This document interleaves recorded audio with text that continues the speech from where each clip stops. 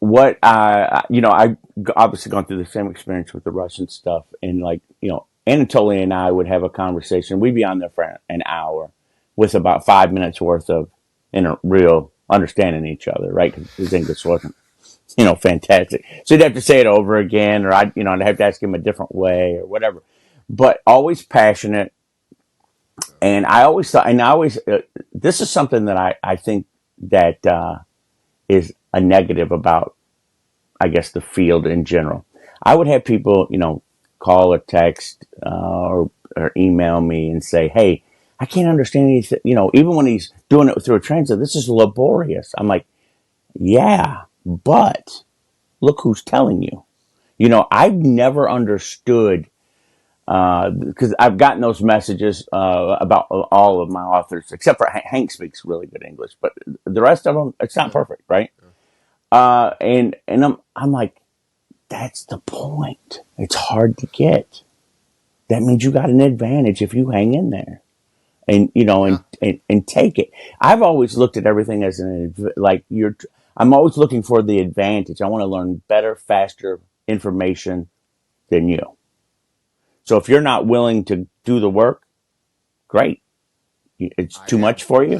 Fantastic. I'll do it. And this hit me a while back,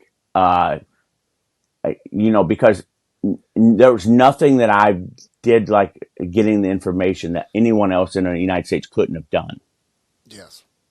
All I did was ask, And and do it I well. and I followed through. And I didn't even think about like it's hard. I'm like, I want to know. You know what I mean? I didn't even think about that. I'm like, cool. I'm glad it's hard because no one else, you know, will do it. And so, I'm glad that I did, but I've never understood how somebody who says they're so passionate about their field, but a little translation stuff throws them off. I'm like, I don't think you're that passionate about it, because if you were, you'd hang I in there. couldn't agree with you more. You stole the words out of my mouth. And one of the things, like, and we'll obviously get to super training, but I think this does apply to it. Was one of the questions when I was talking with him was like, okay, what sparked your interest? Like, why did you want to become? I mean, we all, as coaches that are listening now, you were an athlete, you were some version of a good or not a good athlete, and you then wanted to rectify that for the next generation of and so, but like there was something, and then okay, then that's how you became a coach. And so I was like, okay, what sparked your interest? What got you into being a coach? And so he talked about how, okay, I was really good, somebody had me do this, I started learning the Russian method, I started learning this not the Soviet method, but I started Bulgarian. learning from this Bulgarian method, and I'm learning all these things. He's like, he took the principles from them and applied his system of the Greeks. And it was like, well, again, like that just to me speaks to the volume of what us strength coaches are supposed to do. We're supposed to take a little bit from West Side, a little bit from track and field, a little bit from strongman, a little bit from CrossFit, a little bit from all the different domains and be able to make it work. And that was one of the things that I really admired about him was, yeah, that he would learn and take from those different, but that he made it his own. And like, golly, we got to do more of that instead of the copy and paste stuff. I think, yeah, I think it's a two prong issue. Like what you said, it's it's a copy and paste sometimes. And then there is another one. It's a little trickier. That is an error too, and it's kind of like what you said, but different. When you go and look at someone and you say, "Okay, I like that," and then over here, I like that. Here's the key issue. You have to be knowledgeable enough to know which parts of which ones makes the most sense, Mm, right? mm. Because I'll give you a perfect example of how this I kind of came about this. I know, like with Dr. S's, for example, people would say, "Yeah, I like his one thing, but I'm not so big on the other thing." And I'm like, "Well, what do you like that's better about the other one?" I'm curious. Tell me, because I want to learn too, right?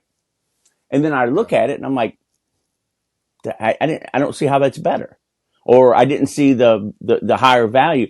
So let me say one thing: when you're looking at a world class expert in their field, and you like something of what they do, be mindful of this. it's not likely you've thought of something they didn't. Not likely. Don't get me wrong. There might be places where they didn't just, they didn't fully flesh something out, or maybe they missed something a little bit. I'm not saying that. What I'm saying is, though, do not presume that a world-class expert like missed something. That's all they think about. They're consumed by it, and they're smarter than you, right? That's how they got up there, right? So when you'd come, like people would come, they'd ask. I remember, like with transfer training, people asked Anatoly stuff. I'm like, do you think he didn't think about all those questions? He took 20 years of data, right? What do you think he was doing? He lived and breathed this. You know what I mean? He's the best in the world for decades. And you think that you've thought of something he didn't think of? Come on. Or do you think I some forget. American scientists did the same? That's the thing that bothers me, is that American scientists, I don't know if I agree. I don't care if you agree. You don't know what you're talking about anyway. 2026 ends the 3-year current CEU cycle for the NSCA. Do not wait until December 31st, 2026 to get your CEUs submitted to the NSCA. Get it taken care of now with an annual membership to Strength Coach Network, where you will get access to Performance Coaching 101, 102, 103, with each course giving you access to 2.0 NSCA CEUs. If you also need CSCCA CEUs, those same courses come with 10 CEUs to the CSCCA. If you need CEUs to the NSCA, CSCCA, you need help getting reinstated by going through all the process for the CSCCA from last year, or you want to just make sure you knock out everything for the NSCA with this year, 2026, being a reporting period, please reach out to us at service@strengthcoachnetwork.com. We will get you taken care of. We'll help you get everything lined up so you can keep your certification and you don't have to worry about anything other than coaching your athletes. Again, you can click the link down below for more information or email us at service@strengthcoachnetwork.com. I was just thinking back to, I was like, where did I remember hearing this? And it was your talk about specialized exercises, and it was your talk about how good of a competitor and athlete Coach Bondarchuk was, and to just think like how gangster of a statement it was for it to be like, hey, I'm the coach for, gold and silver, and oh, by the way, I won. Like, not That's like the straight only gangster. people that beat me. Yeah, the only people that beat me were the people that I fucking trained and taught how to do the thing. And I'm the world record holder. Like, that's so badass. That's absolute gangster. You know what I mean? Like, that's Bill Belichick being like, hey, let's talk about it in some version of sports. Like, Bill got under center, and you know what I mean? Like, yeah, if he was actually like a great football player, Michael Jordan right now being able to win, like, I don't like, it's just so. It's hard. You can't wrap your head around. It's unprecedented. That's why you can't find a parallel. Correct. There's nothing like it. Think about this. He was still fucking competing while he was coaching. Yeah, think about this. Ben Johnson wins the 100, and Charlie Francis comes in third place. Yes, there you go. Yeah. What was the likelihood? Yeah. And Anatoly was the world record holder too. He had broke the world record. Yeah, like nobody had been better than him since. Yeah. I think there might have been one, but the point is, this guy's a world record holder. Then he comes back 3 or 4 years later, gets the bronze, and it probably because he was too busy getting his other 2 guys ready. Yes, exactly. He came in third place. Go figure. That's gangster. Yes, it is. One of my big takeaways from this section was as a young strength coach, I think I loved all the different explosive strengths, absolute strength, speed strength, like strength, speed. And I think as I get older into this, I get a distaste in my mouth for it, especially. And I guess maybe this is one of those times where it's going to be like, hey, Justin, like you reject part of the things. And maybe this is where Mel was talking more than Yuri. I don't know who it was, but I'm not a big fan of all of those. And we'll dive into it. That was kind of one of my overarching things of it. But there were some terminologies that I liked. Like, they did a great job with explosive strength, speed strength, Stives, like, not a big fan of that. And let's start there, and then let's also start at figure 2.14, so 2.14. 2.14. Because Okay. yeah, because I'm like, what are we looking at here? Like, I Yeah. think that goes back to where you're like, okay, cool, but it's not going to change how I train or work. Well, I think what it is going to do, it's going to have some implication as you get into velocity work. It'll have some implication, Okay. right? So like your normal, and I'm not saying down to the granular. I think this is more, in my opinion, this is more, and I think they say this in there. This is more at the really elite level where you're looking at something like, and I can tell you from an instance where I could where you could see this. So we were doing a lecture, Dr. Yes's and I think Bondarchuk. I think it was two of them doing something together where he was translating. Anyway, Bondarchuk was saying, like, there's situations, and Dr. Yessis had always told me this, so it rang a bell right away. He said, sometimes when you're training the athlete, you're looking and you're like, he needs more speed. He needs more strength at this particular time. He needs a different quality, right? There's a little bit of, we need to work on that portion of it a little bit more because he's already plenty strong.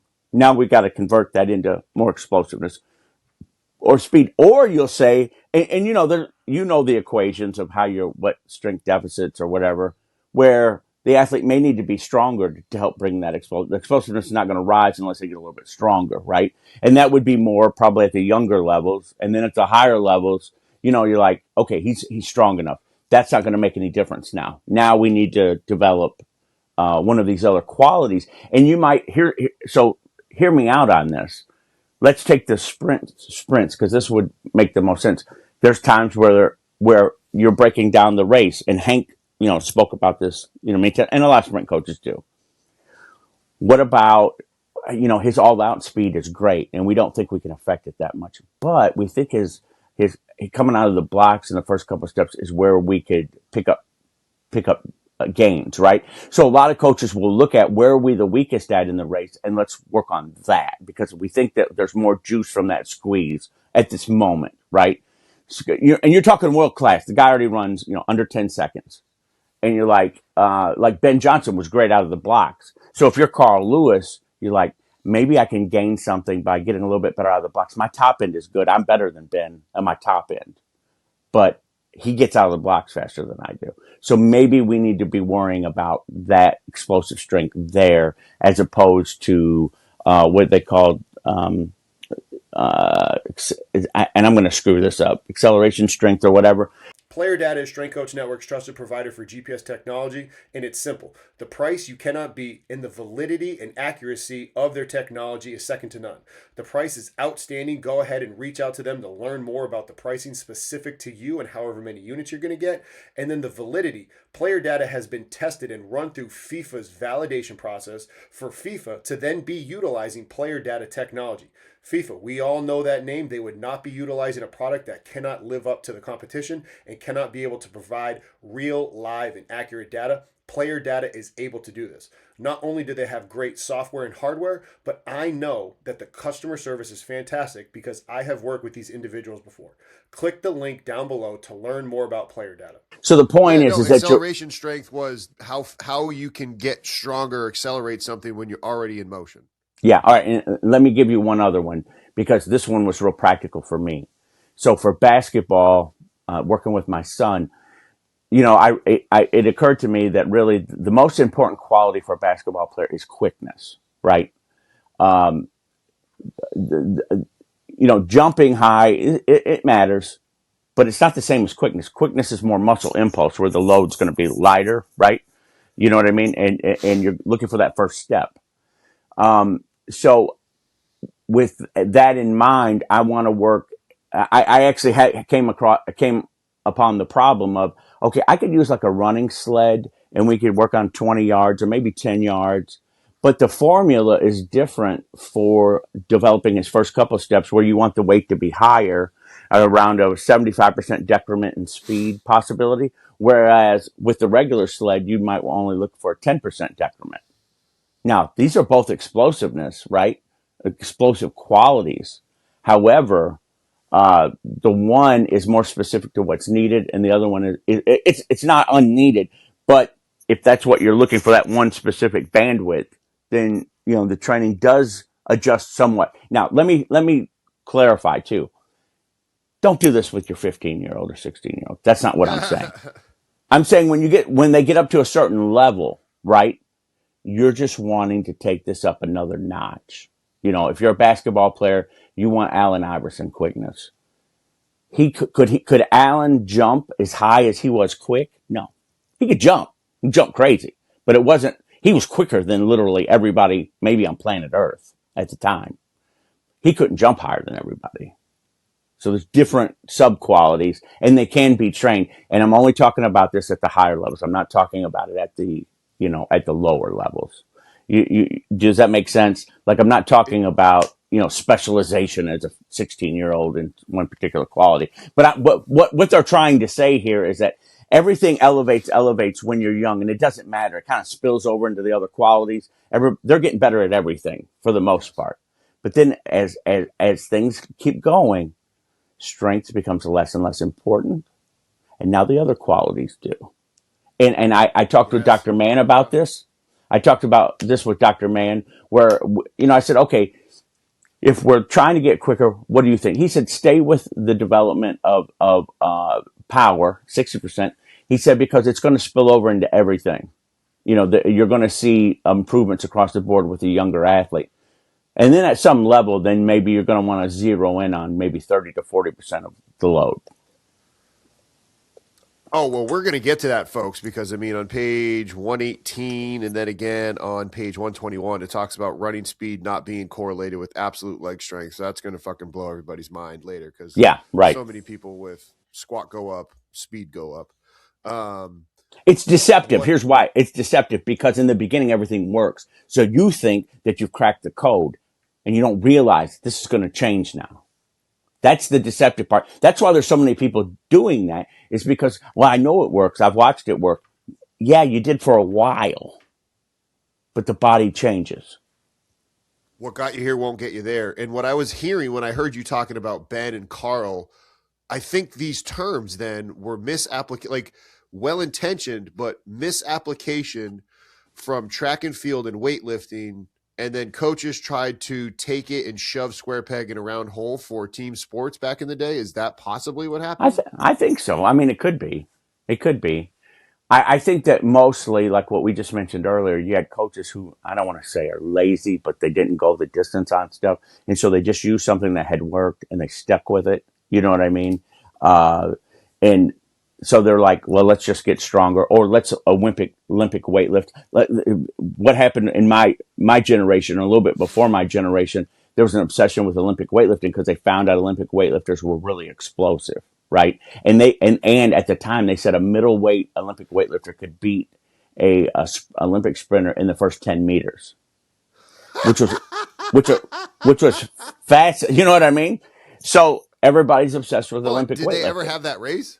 No, it was true. The Russians found this out. Oh, believe me. It's in the Soviet sports book, I think, secret book. But here's the thing: nobody has ever. There's no Olympic event of a 10-yard dash. Like, I guess if you wanted to, exactly. The point is that they thought, okay, the Olympic weightlifters are so explosive. You had guys who were 300 pounds with over 30-some inch verticals, right, at that time, which was very unusual. So they're saying, well, they could get much more explosive if we have them Olympic weightlift, which is partially true. It's not, and it's not max effort Olympic weightlifting, because the Olympic weightlifter doesn't just Olympic lift. He does a lot of other stuff to become more explosive so he can do the Olympic lift. Dasher Strength Coach Network's trusted provider for timing gates for your athletes. Whether you're trying to run A-cells, curve, flies, change in direction with the Pro Agility, the 505, modified 505, whatever you want to do, get valid and reliable setup with your Dasher. I had the black, the blue, and now we have the silver at Goldfinch. We're completely moving over from the blues to just only having the silvers. I only test my athletes on the silvers because it has helped me save so much time, whether I'm going from Ankeny over to Nevada or Ankeny over to Huxley, whatever I got to do. I save so much time, and I want you to be able to save so much time with your setup up because we know that time is precious as strength coaches. Now, not only are you going to be able to save time, but you're going to be able to save money with this great product, and you have a valid and reliable product that has run through countless different articles, as you continue to see online being published with the accuracy of this information. So, if you want to learn more about Dasher, click the link down below to be able to go to their website and learn more about them. So what do they mean about reactive strength and explosive strength? Because I think that was a really simple, really simple definition. Page 109. 109. So they're talking about it, the ability to produce maximal force in minimal time. It's explosive strength. Let's see. And it is most commonly displayed in athletic movements when the contraction of the working muscles in the fundamental phases of the exercise is preceded by mechanical stretching. In this instance, the switch from stretching to active contraction and elastic energy of the stretch to increase the power of the subsequent contraction, a process that is central to the so-called stretch shortening cycle and plyometric or rapid rebound. The specific quality of muscle is called its reactive ability. This specific quality. So basically, it's the ability to change direction. Like if you're going one way and change directions, if you're dipping down to jump, all the different things. You know, like if you're in a sport like basketball, football, hockey, it's your ability to react and change directions, or just react and move. Like you might be still for a moment, and then you have like a counter movement, and then go. But I love the fact, like that to me, when so many strength coaches in today's, we're talking right now in 2026 strength coaches, explosive strength, reactive ability. Yes, all of those things true. But I think that's a great example of like, you know, in the weight room, if we're going to use the Olympic lifts again, like when you do a hang power clean, or if you're going to do a vertical jump, a barbell jump squat, people might hate this, a snatch or a jerk, like you're going, there's the eccentric to the rapid concentric. So like, or even a fast explosive back squat where you're going really fast down, a bench press, like you're going really fast, and it says it, how you're trying to produce the max force in the minimal amount of time. And that could be with a lightweight or with a heavyweight, right? Like that just seems like the most applicable term to what coaches can remember, and then be like, oh, wait a minute, because coaches, if you look at the thing above it, starting strength and accelerative strength, their rate of force development, like 2 and 3 are so close to each other. Like, yeah, 3 and, you know what I mean? It's hard so distinguishing. Like, yeah. Yeah. No, it is. This is not easy stuff. It's for, at least not for me. It's complicated because you're trying to parse through, like small differences. Which I would say is the key to us then being able to help parse it out for these coaches, because if it's hard as for best us, we can, right? So it's like, exactly. And it's like, hey, you like, okay, your absolute strength. Like I think they did a really good job though, saying that it's like, hey, your maximal involuntary strength is the, like, okay, here's this, like, okay, that's how much you could produce if everything had you neuromuscularly tapped in and all the fibers had. Okay, you can't really get into that with all that. Okay, this is the max strength you can ever actually produce. This is the explosive strength, is how much force you're producing in the shortest amount of time. Like simplicity of it, because as you said, if this stuff is for the 1%ers, well, that means 99% of our listeners out there are not working with the 1%ers. How can we help that group of coaches apply those said principles, just like we were talking about with Coach Christos, with his philosophy? Hey, okay, this is the things talked about in this book. That's why coaches have been liking this, is we're helping it make more sense for the populations that they're serving. I think the thing that for the average coach who's, coaching collegiately or high school, which I'd say probably makes up the bulk of people who might be listening, the big thing is to really understand that the process is evolving, even at the lower levels, in the sense that year one, you might only look at strength development. Let's say they're in high school, they're 16, 15, might be only strength development that first year. The second year, you might introduce a month of what you'd call velocity-based training towards right before the season starts, and just see, you know what I mean? And and this is all hypothetical, so please I don't need any critiques on it. Because I'm just trying to make a point. that the velocity stuff would become a larger and larger part of the year as time goes by, because we don't need as much strength now, right?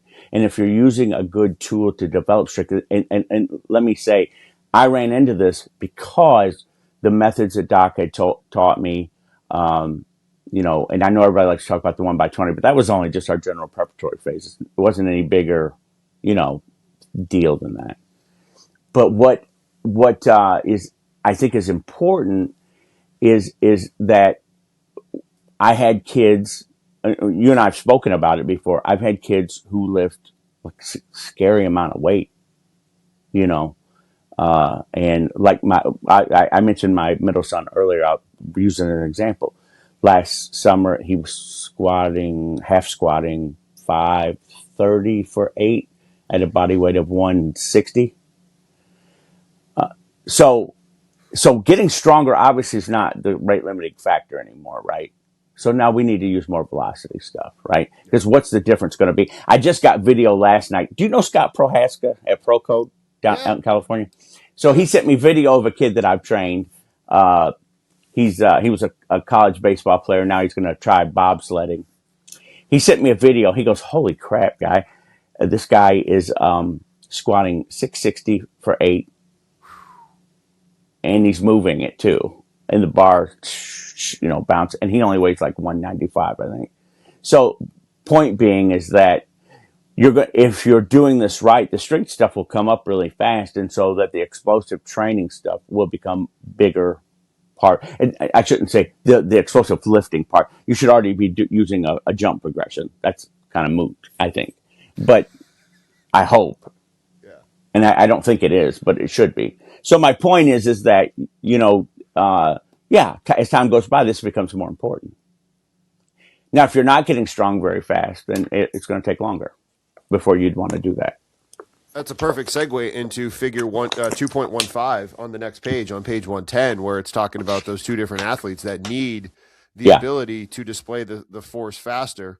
But I think this also goes into my point where it's saying, like, okay, whether it's starting strength, accelerative strength, they just need to learn. Like, athlete B needs to learn to do it faster. Athlete A needs to be able to lift more weight.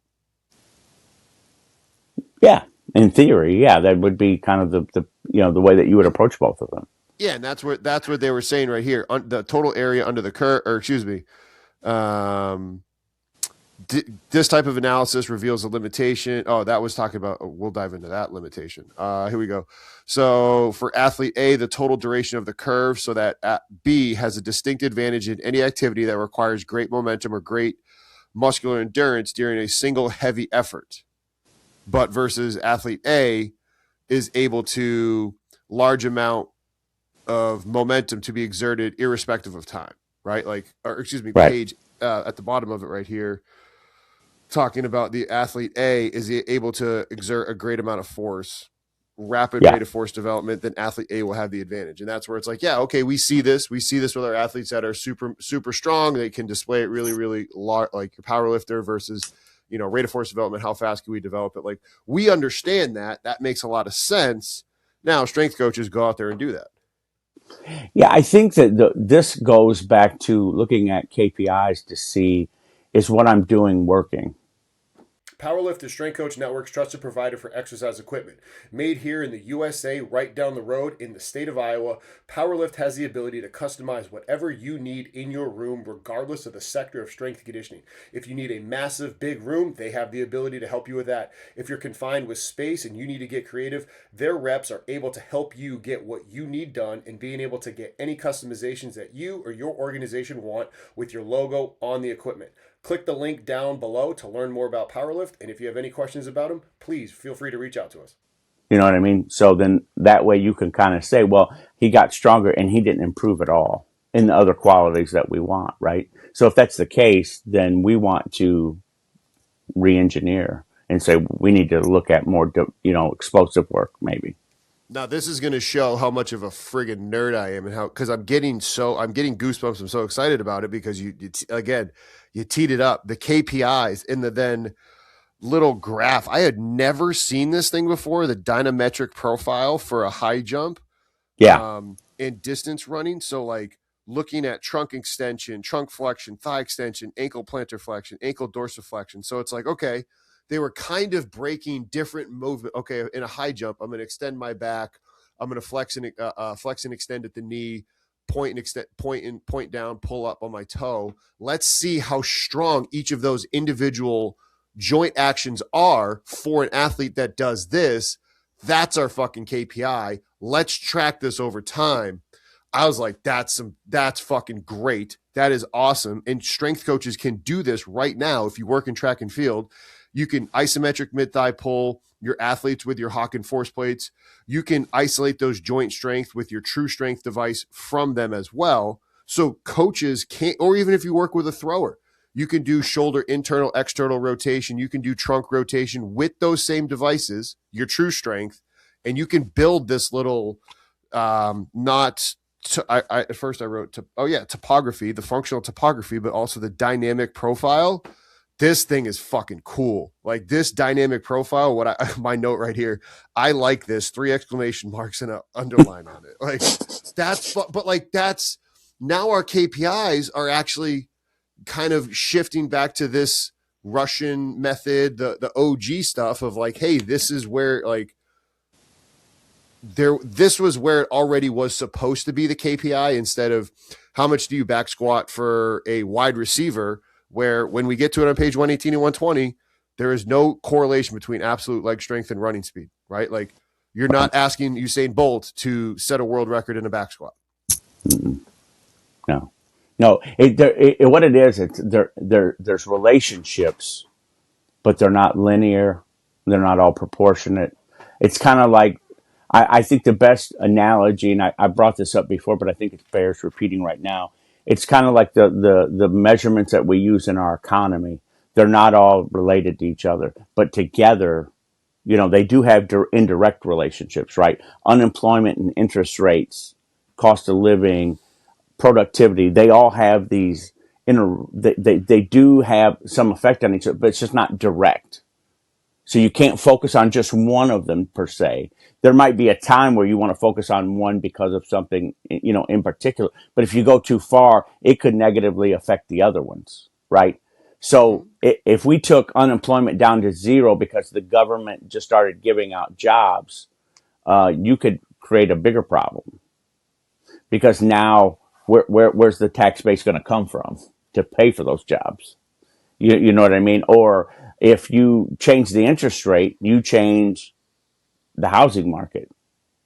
If you go down, there's a higher demand for houses now. That's good to a point. If it goes crazy, then you got a bigger problem because now you're going to cause, you could cause some other inflationary stuff. So it's really like an interesting thing, this balance of things that you always have to be bearing in mind other things, and you can't go off on one trip, right? One path and say, this is it. Like if we just do this, that helps. If that were the case, we wouldn't need all these science books. You know what I mean? Like what would be the point of us even doing this if that's all you need to do? Yeah, like it would be pointless. And one other thing I wanted to mention was that when you talk about, at the joint actions, how, what's different. This is the heart of Doc's work. It's like, what's going on in each joint action, and then how do we perfect them? This is specialization right here. Yes. So it's not something to be dismissed as you'll hear a lot of coaches, they dismiss it. It's not to be dismissed. It's very important, especially as time passes. No, 1,000%. Like, I hope everybody heard that because, like, shoot, right here, it's part of it. It's not the whole thing. And just like you said, it doesn't tell you everything because ... page 111, people with identical dynametric profiles demonstrate different sport results. So people that could display the exact same graph. So if you're listening to us and you don't have your Supertraining text, first of all, go get a copy from Yosef and Ultimate Athlete Concepts. But second of all, if you have yours, open it up, go to page 110. You'll see the little spiked graph of the different joint actions and assessed over time. What page 111 is saying, people that have the exact same force in newtons won't have the exact same sport results. That's why you'll see people with VO2 max differences, and you might have a higher VO2 max than me. I might run and beat the marathon than you because I can lactate clear better, or I can just handle the hydrogen acidity better than you can at that higher over time. Yeah. It's part, it ain't the fucking whole thing. Exactly. Let me read this little couple of sentences here that play into that. For instance, two women sprinters may be roughly equal in relative strength. So they're both, strong for their size, very strong, and the same. However, one of them runs the 100 in 10-1 and the other one runs it in 10-4. Or I'm sorry, 12-1 and 12-4. I'm sorry. Yeah. The reason for this... That'd be some great sprinter. Yeah, I was going to say, that's a world record right there. The reason for this is the differences in the speed qualities of the muscles as characterized by their ability to develop maximum working force, the ratio of maximal strength to the time of its display for explosive isometric muscular tension. So that means we're looking for a different quality besides just relative strength. Not just strength, but relative strength. So like what I just mentioned with my son, relative strength, he's phenomenal, right? There may not be a lot of point guards in the NBA who can squat that, but they're better than he is and they're much quicker. Why? Because there's another quality. And that other quality is not as easy to assess as, oh, look, I've got you. Not easy to assess, not as easy to develop. It's hard. Breaking down the event. I love that. Ooh, understanding the data. That was really cool. Like, so this note that I made here, this goes to, I'm going to be jumping all the way.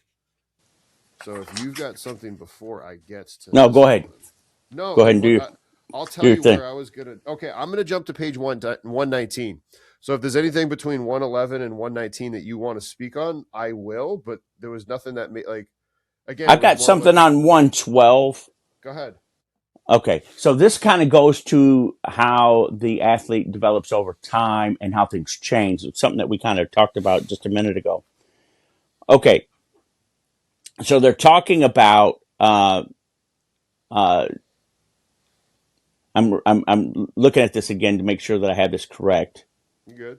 Okay, so Vitruve is the trusted VBT source for Strength Coach Network, and I have been utilizing this for years at Goldfinch, and I'm going to continue to utilize it because the great price for the encoder, as well as the accuracy with the data. Whether I'm measuring average, peak, or any other metric, if I want to include range of motion, fatigue loss during the set, intra-set, whatever it is, I can trust Vitruve. And they are continuing to push the needle and continuing to educate coaches on best practices within the VBT world. Not only do they live in that VBT world, but now they've come out with their new hub. And if you want to learn more about the hub and how it can help you with all of your athletes that you are working with, as we are starting to do this at Goldfinch for our middle school all the way up to college athletes, check them out in the link down below. So they're talking about motor specialization in developing sports mastery and what's important and what the characteristics are. So they say the second variant is characteristic of those non-key motor abilities, which are indicators of general fitness. They play an important role in the initial stages of the sports training process to secure conditions for the harmonious development of the body and to provide a foundation for perfecting specific motor abilities.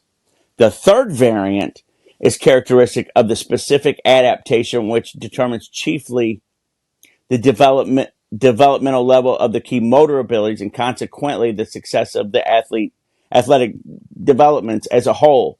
The form of this relationship indicates that the growth of sports performance requires the accelerated development of the key motor abilities. The correlation of the latter with athletic results increases significantly with the growth of sports mastery. So the idea is that you get to a certain level with general fitness, and it's good. You've got, and it not only good, necessary, because it's the platform, right? And then the growth in results is going to be more specialization as time goes by, right? Doesn't mean you totally throw the strength out, but it becomes less important and the other becomes more important. That the other one is going to give you more bang for the buck as time goes by. Now, the mistake of a coach will be like, yeah, we did that last year. Now we're ready for the next thing. I didn't say that. it's a gradual thing. Because everybody wants to be sure that they've already mastered the basics. So let's don't forget that. I But the remind point is, myself of that point all the time when I go and yeah, train. just like I listen. When I was younger, I remember with Doc, all I had read about was plyometrics. Okay, this depth jump could go up to 44 inches, and I remember like, okay, all right, I got that, Doc. Let's go into let's do the next thing. He's like, no, it's going to take a while. And it took me, you know what it was? It took me until I was training athletes that I actually acknowledged that correctly. Because when I was the athlete, I just wanted to go to the next thing because I just, I thought it was cool. And then as I started training other athletes, I'm like, oh, yeah, just relax. They're getting better, all the time. Why would you make a change if they're improving at a good rate? Oh, and let me throw one other thing on you real quick. Go, throw. Study conducted by Veroshansky and Pervin, it was discovered that with the growth of mastery in the shot put, the key role gradually shifts from the shoulder to the leg muscles. For beginners, That's where I'm at. Yes. For beginners, Yep. the correlation between athletic achievements and the strength of the arm muscles is 0.83, with the leg strength being 0.37. The corresponding figures for highly qualified athletes is 0.73 and 0.87, respectively. So the correlation for the high level athlete more than doubles. The legs are their correlation more than doubles. Yes. So the point is, you remember transfer of training, and he talks about correlative values for like how important is this exercise back onto the sport, and at what level. It's right here. It's in the book. Now, my question is, I wanted to understand, like, relating exactly to that, because I think this flow chart shows the exact same thing. It's on page 119, right above it. It says the interconnecting lines between boxes give the three coefficients of correlation relating to the performances of three groups of athletes of different levels of mastery in the triple jump. The first correlation coefficient refers to the jumping range of a lesser distance for group 1, a middle distance for group 2, and a last range for group 3. So essentially meaning the better ones were in group 3, the worst were in group 1. But the little figure on the bottom says, as expressed for triple jumpers of increasing levels of sports mastery, class 3, 2, 1, respectively. So It actually says that it was opposite, meaning the first number is for the most advanced people and the last number was for the most basic.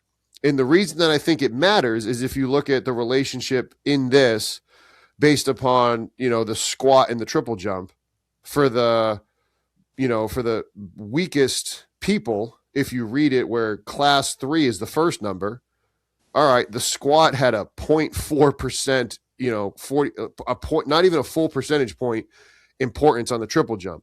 But for if you're really not good at the triple jump, it's 39%. It's really important. Or the clean and jerk. The clean and jerk here, if I follow it, it's 20% for the, super good jump performers and up to 38%. So what I was saying here is this would then be saying the exact same thing.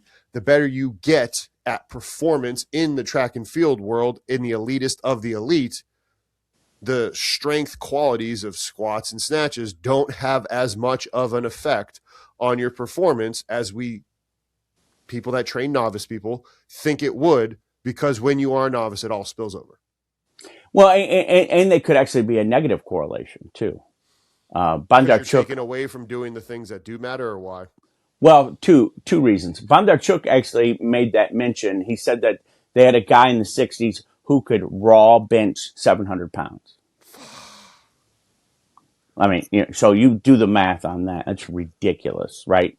And this is before the advent of the drugs that they have now. I'm sure that he was doing something, but nothing along the lines of what they're doing now. Yeah. And he a raw bench, crazy. And he said, he said he couldn't throw the shot very far. He said he was meters off of even being competitive. And the reason why, two reasons he told me, he said, number one, he goes, if you're doing that all the time, number one, he said, the training that you're doing is too slow and the nervous system's learning slow. Right. And you're not concurrently or separately developing the explosive side. You're just getting stronger, which up to a point is good. And then it's not. And then it's a negative. And he said it was a negative correlation in that case. And he mentions it in transfer training too, that like there's a point, like you get up to this level, now it's not carrying over, not transferring. And now you get up to this next level and now it's a negative. Because you could imagine like your average power lifter, let's say you have a world-class power lifter and they squat 1,200 pounds. I would dare say they were much more explosive than, went before they got started or earlier in their career than they were at the 1,200 pound squat. Hawkin Dynamics is Strength Coach Network's trusted provider for force plates and for handheld dynamometers. Not only am I using it now in the private sector at Goldfinch, I was utilizing this software when I was back at Towson University. You're able to transport the plates because I've taken them from our private sector facility to our other locations. Also been able to take it from our private in-person location to the high school down the road to do some testing with athletes right then and there. You're able to pair your true strength with the striking difference machine. The people at Hawkin are fantastic. The technology is second to none. You have to learn more about Hawkin Dynamic in the link down below. Yeah, because you ask them to go do anything, they'd say, "Oh my gosh, it hurts," and I can't to get so good at it, you have to zone in, and this is why Louis had good success because he only worried about the lifting part, the thing that they were going to go do.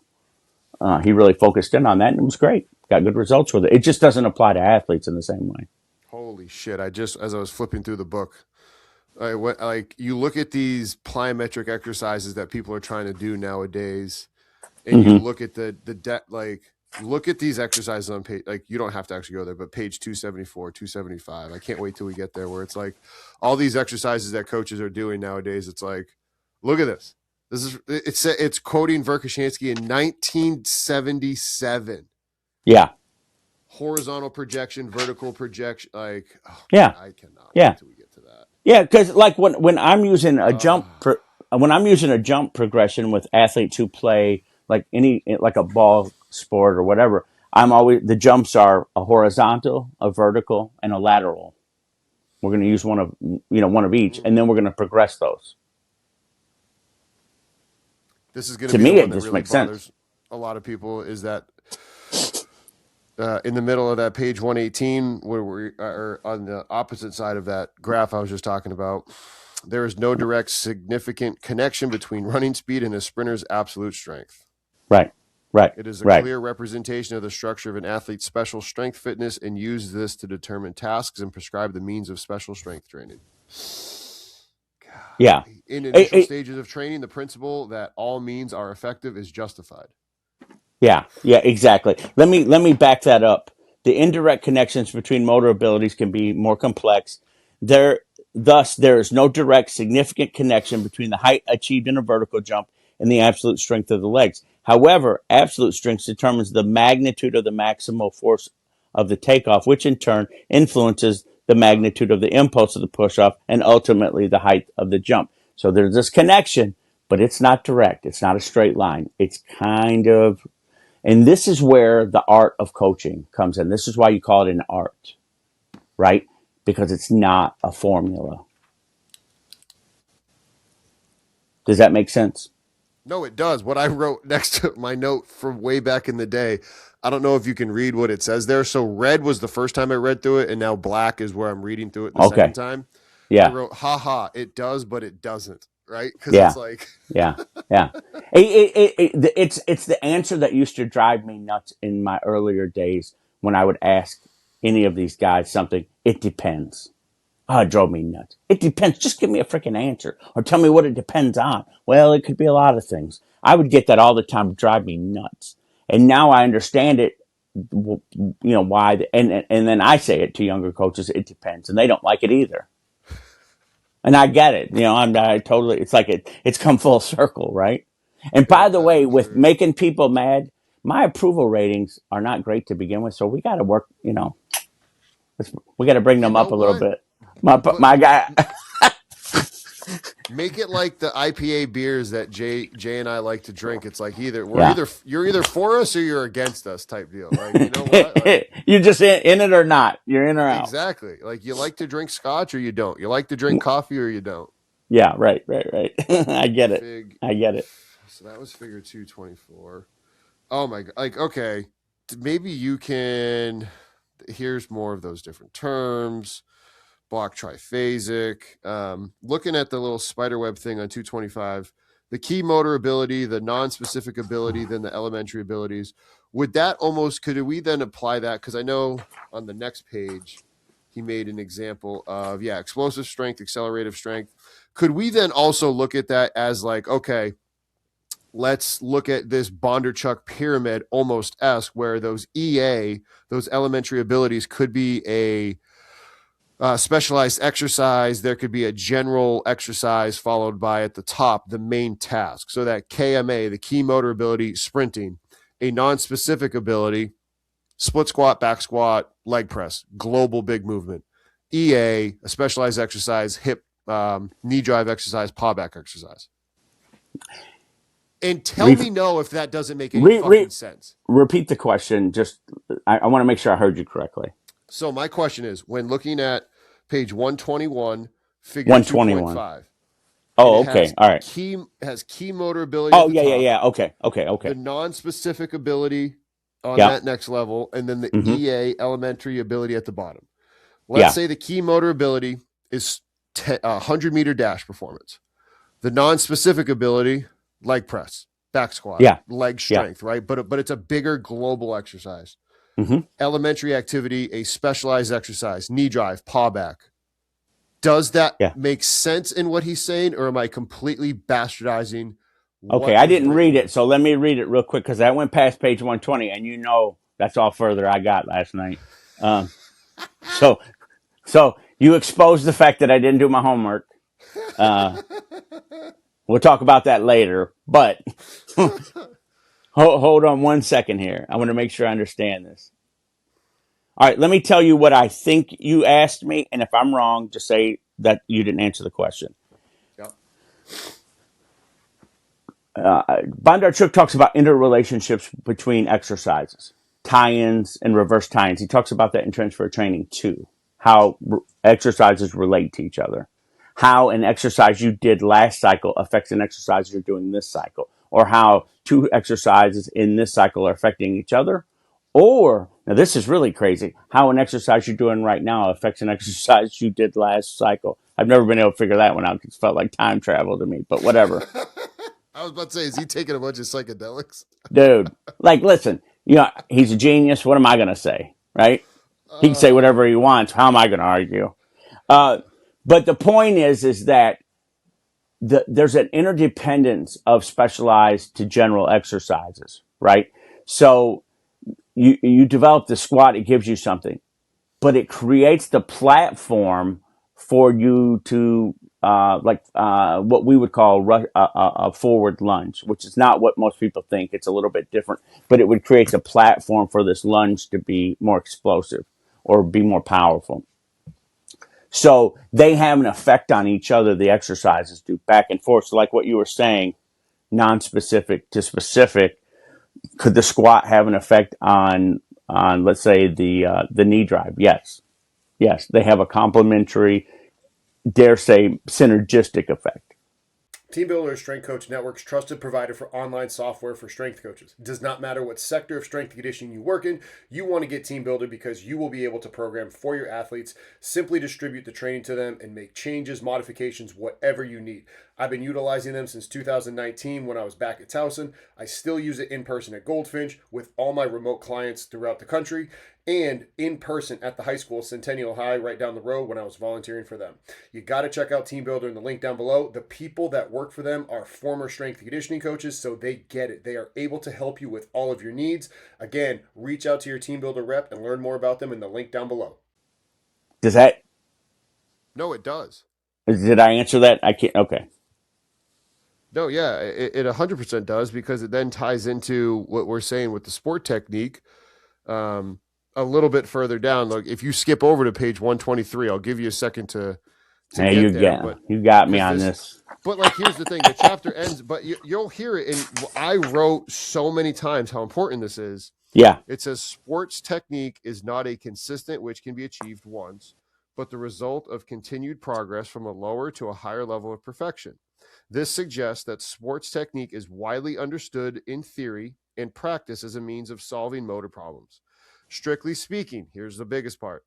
Sports technique is a system of movement representing not so much a means of solving motor problems as the specific motor problem itself, which the athlete must solve every time he executes a sports exercise.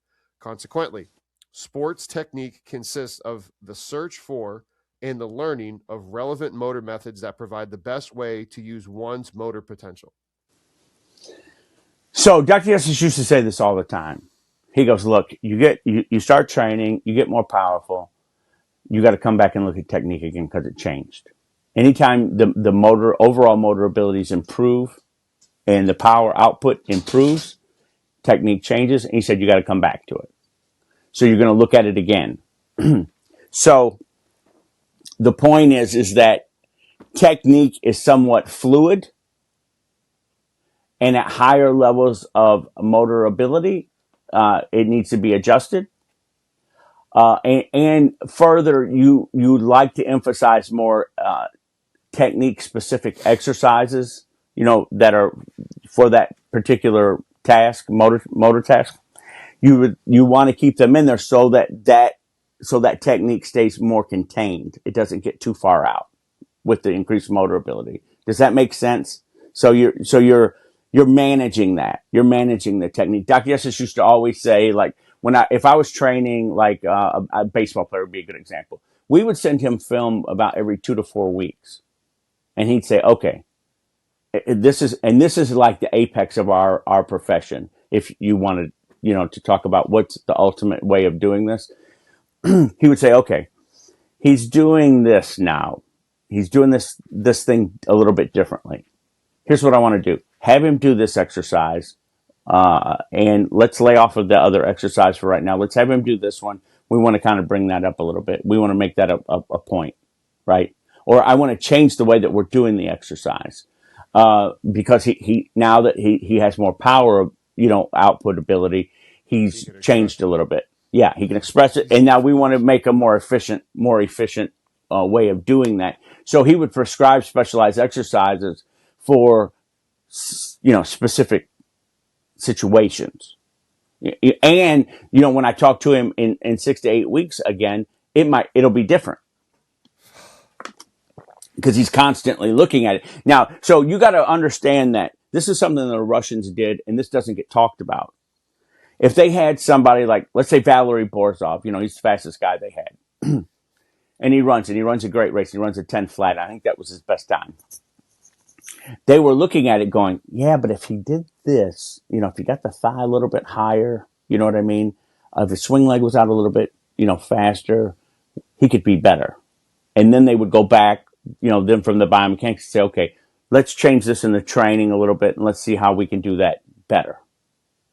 But they were going over it with a fine tooth comb, like with, frame by frame analysis. 1, 2, click, click, click, click, click. Doc got up to like 10,000 frames a second, where he was looking at it click by click. So it was very involved. Now, it's not going to happen at the collegiate or high school level. So I'm just talking, this is theoretical for other people, but it gives you an idea of what could be done and what the possibility. I think it's more about what the possibility would be. You know what I mean? That we're not milking out of what we're doing at the high school and the college level right now. And I'll be perfectly, honest, is that this isn't easy to do at those levels. I get that. But I do think that you have to at least get off of the strength wagon totally. You've got to be, you know what I mean? You got to kind of be a little bit better about that. And I'm going to say something now. This will affect my approval ratings more or worse, but I'm going to go ahead and say it anyway. So this is an argument, and I'm so dumb because I'm going to go ahead and bring it up and start a fight. Squat depth. is a perfect example here. So, there's a lot of people who say, you got to be butt to the grass, squat depth. Other people say it's got to be a powerlifting full squat. And then other people say, no, it's not. Well, here's the thing. At the younger levels, and I think Yuri said this. I don't know if it was in the book, but he said it. He goes, if you want a really full squat with a younger athlete, that's a good idea. It's going to affect a lot of the motor abilities, right? But what they found was over time, it didn't translate. It didn't translate for very long even. So I'm not, aside from all the safety issues or the other issues of technique, none of that stuff, just squat depth. It stopped having an effect. And Anatoly said as the career went on, he goes, you want a half squat. He said, but then at the really elite level, he said the biggest carryover is a quarter squat. Mm-hmm. Because it's the range of motion that's actually going to be used in the sport, right? Mm-hmm. So I know there's so many people that are in love with the full squat, the powerlifting full squat. And I think it's because a lot of strength coaches come from a powerlifting background to whatever degree. And then the other half, maybe it's a cultural thing. It was a matter of toughness, in the gym. And it was, you know what I mean? It was, you're not getting deep enough, whatever. But like Brian Mann looked into it too. He asked, I think one of the guys who founded the powerlifting organizations, and he asked him, he goes, why did you guys go with this as the measure for a full squat? And he goes, or for the competition, he goes, well, we had to have some standardized way of comparing. So it was easier just to say if the hip, got below the hip crease, got below the knee or at the knee, okay, we could measure that. You could eyeball that, or have, it was an objective measurement. There was no other reason. It wasn't because it was better or it did anything else. And I think that's a long held belief of a lot of people, those deep squats. And look, it's cultural. It's not scientific because there's no science that backs that up. The one argument that's made that it gets the glutes and the hamstrings involved. True, but so does the glute ham, which does it much better, and in the way and the technique and the sequence that the glutes and hamstrings contract. So it's far more effective than the squat is at developing that musculature. So that's a non-argument. It's just that you like it. You should just admit you like it. And you want to do it, and it's a sign of, manhood, whatever. But there is no science behind it, and there never has been. But this is what we're talking about here, though, where we're getting more and more specific. So, like when the kid's young, okay, full squat, fine. As he gets older, now we start using more of the half squat and the quarter squat because it has more of a carryover. I'll try to help with your approval rating. For me, this resonates so true on so many levels. I'd like to give Cal Dietz some credit here because his terminology for the back squat that I would use is I would not call it a back squat when I would want an athlete to squat what I would call a half squat. So a back squat to me was USAPL parallel, meaning femur distinct from hip. That was a back squat, a full depth back squat. If I wanted that ass to grass, hamstring touching the calves, I would almost program that specifically with a dumbbell cyclist squat where their heels were elevated, or it would be like a lighter barbell. We'd go high barbell up on their traps, not like a low bar back squat, and it would be specifically understood that they're going through a deeper range of motion, therefore they'd have a lighter load, therefore it would be its own movement. And then to the Cal Dietz thing, I would call that half squat even a third of a squat. I know that might throw people off, like it's maybe a little bit deeper than half, maybe it's not. I don't know. It's somewhere around half. Yeah. And maybe it's not as high as a quarter, but it's a little bit, above a half. It's a sport squat. It's that position that like a linebacker starts in or a running back starts in, right? And you're going to squat to that depth. And I say that because I hated seeing other colleagues calling something a back squat and people doing a half squat. And I'm like, okay, well, let's not compare your back squat to my back squat because, that's just a whole nother thing with normative data. And let's compare you to you. It's like, well, I don't know how you collected the data. And like you said, I'm so obsessed about being right. Well, if I'm watching you and we're supposed to use USAPL parallel depth, but you're fucking quarter squatting and you, the spotter, have your hands on the bar and you're just throwing your data in there, well, fuck you. You're not in my data set. So you're out. You're voted out. Yeah, I'm And voted by out of the island. So I say all of that to say, if we would sport squat at Towson. I sport squat athletes here. But again, because I'm obsessively competitive like you, and I want to sleep at night knowing that athletes have been trained in deep, weird positions so that the capacity of the tissue and the load has been expressed in training. All train because some of our purists might be losing their mind right now, is all train that deep range of motion with reverse lunges where it's, the legs all the way down and the musculature can contract down there. So that way it's prepared on the field, or they're getting it when they're doing some versions of their jumps. If you look at that deep knee angle, so we're still training all of it. It's just, I'm not only ass to grass back squatting, because like you said, when you read enough of this research, you understand you're doing it just because you like it, not because it's the only thing to help. Yeah. And let me make one other distinction too. When we do the squat, that would make it much more difficult to full squat, is that we're using it with a pretty significant lordosis of the spine, and having the athlete, when they go, they don't have a flat back, they have a very arched back. So, they're up like this, right? High, and the bar's high. Getting down into a full squat with that posture is much harder than a powerlifting squat, right? But it more resembles of what's going to happen, because with the flat back, you're a little bit more bent over in the powerlifting squat. That is less like what's going to happen on the field than when you're up and sitting back. It's just less likely that you're not going to. It's not going to happen. It's more likely you're going to be up in this position. So Dr. Yes always say, look, you want to have that good lordosis of the spine to protect the low back. Besides that, that's the way you play, is in an upright position for the most part, with a good lordosis in the spine. So that's another variable in there that would change things. And I understand, why somebody would want to do it initially, but I think it's because that's what you learn. That's what a squat is. But I think as time goes on, you have to be more open to the idea that, okay, if I'm going to keep getting results, not higher numbers on the squat, but better numbers on the field, I'm going to have to change or adjust that pattern that I'm using. I think the thing that you just said right there was the fact that, you have to ask and be willing to ask that question and kind of buck the question and go against the grain and not always just do what you've always been doing type deal. Well, I'm hyper competitive, like we've just talked about. So that means I don't want to be doing what you're doing, because then we're going to get the same result. I don't want the same result as you. You have no idea how much of a change, like doing this with you and I talking about this information, how much 20 years ago I would have never done this. I wanted to keep all the information to myself because I wanted to produce the best result, right? I didn't want to talk to anybody about it. I just wanted to collect the information from the different people that other people weren't willing to go ask from, and then keep it to myself.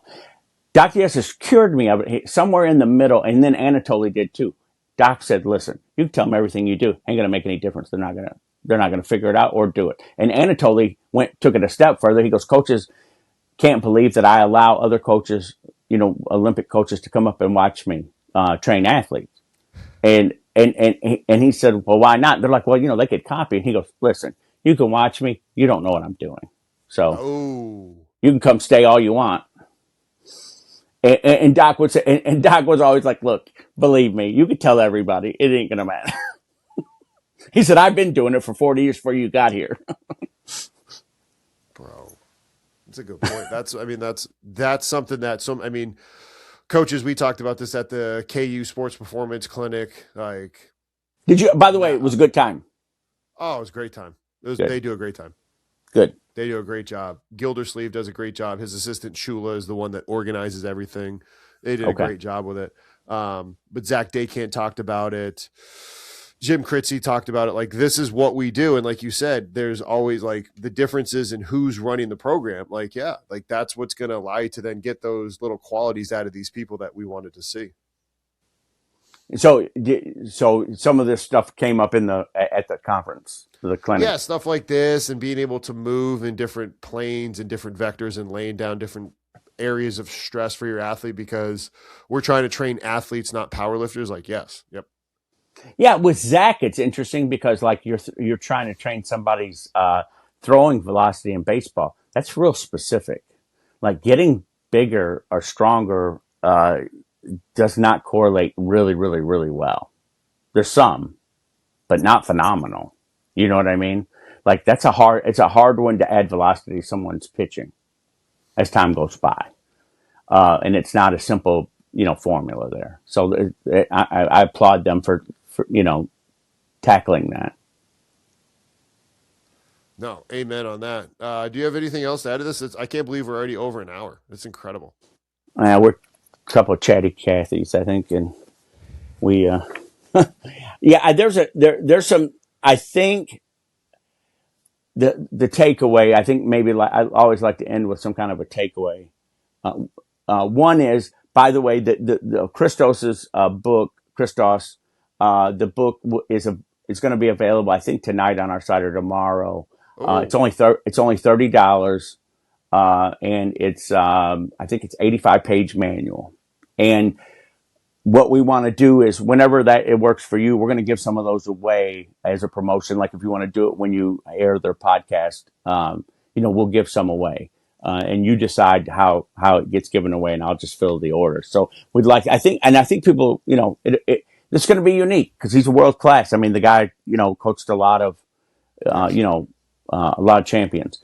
The other thing I think that is most important, the thing that you got to keep coming back to, which is really interesting in this, because I didn't realize the book centered around this as much as it did, but what you're doing is an evolving process. What works today may not work next week. That's oversimplification, but it's an evolving process. So you're going to have to develop, you like you said, do we need to know all these different qualities? I don't necessarily think you have to know them in practice, but I think you need to know them in theory. So you have a backdrop of how you're deciding what to do, that there are differences, right?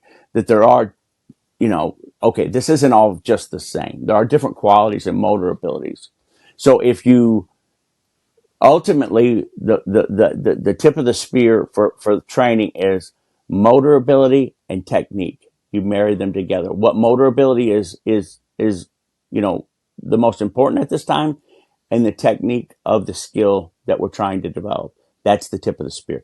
That's what's going to help produce results as time goes on, not just the general stuff. Not that the general stuff doesn't help, but this other stuff is where it's heading. It's on a continuum, if you will, a spectrum from very general to eventually to very specific. And I think that you just keep that in mind as you go along, that you're going to need that, because otherwise you're going to get frustrated at what you said, 18 months where the results stop coming in from just strength development. Very much agreed. Yosef, as always, it's a pleasure, my man. Yes, sir. Thank you, sir. Thanks for watching that video. If you enjoyed it, click right here for videos just like that, and make sure you click here to subscribe to our channel. Have a great rest of your day.